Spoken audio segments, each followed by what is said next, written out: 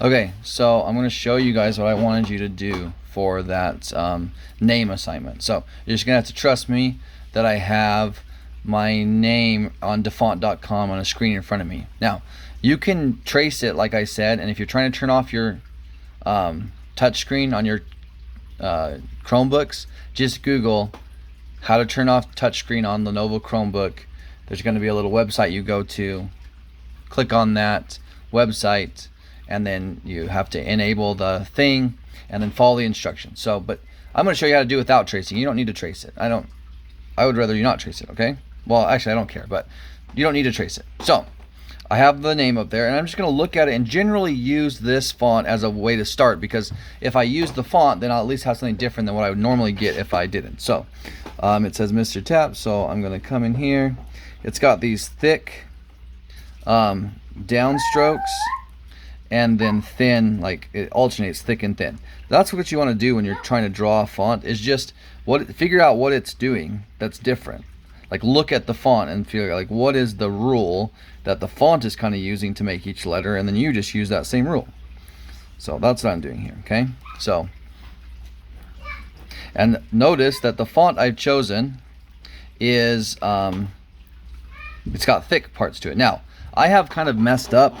For what you guys should do, you should make it, it should be much bigger. I'm making it smaller on the page because I'm trying to record a video and show you how to do this, but you should have it take up more space on the page. So if I was doing this for real, I'd have my M be like kind of that tall, okay?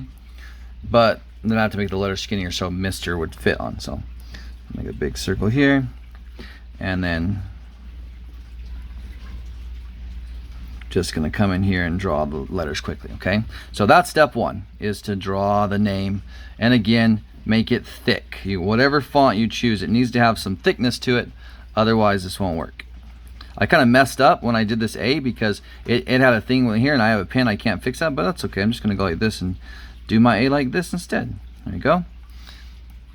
And then they've got these thick downstrokes, and I'm going to speed up here because I'm not going to edit this video at all, so I can't use the time lapse to show you. So you should take your time, don't rush it like I just did there at the end, okay?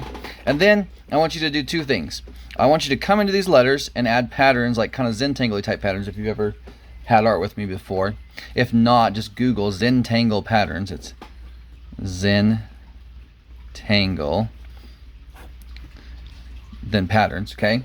And then you fill these in with Zentangle patterns. So the trick to doing good Zentangle patterns is to just go slow and be deliberate, okay?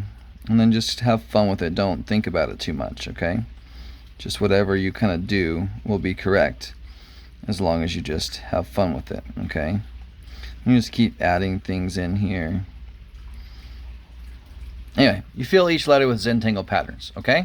And then come and break up the space around the letters, okay, into different quadrants. Again, you go slower than I'm going so that you actually break it up, okay?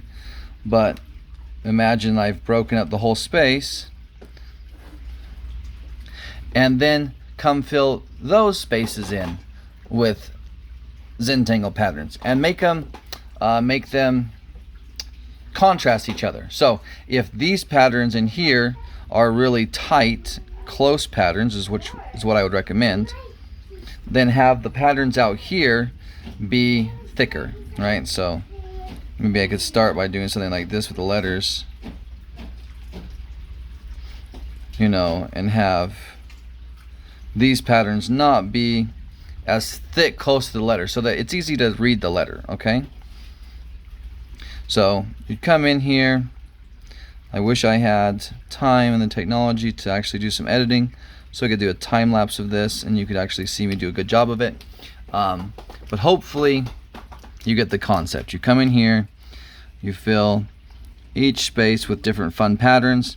If you have access to color, for sure, definitely go ahead and use color. That's another way you can add contrast. You can color the letters one color and the space around it different colors. You can go with like a warm color on the letters, like orange, red, or yellow, and a cool color in the background, or vice versa. Dark color in the letters, light color in the background. All sorts of ways you can add contrast. But for if you're doing this as a sketchbook activity, then obviously you have a half page of paper, so just use your paper folded in half, and then your name would be kind of in this space, and then you'd break up the space around it. If it's a different kind of activity, then you could use the whole page. So hopefully that helps you understand what I'm asking for. Go ahead and make sure you all get something like that done today. Thanks.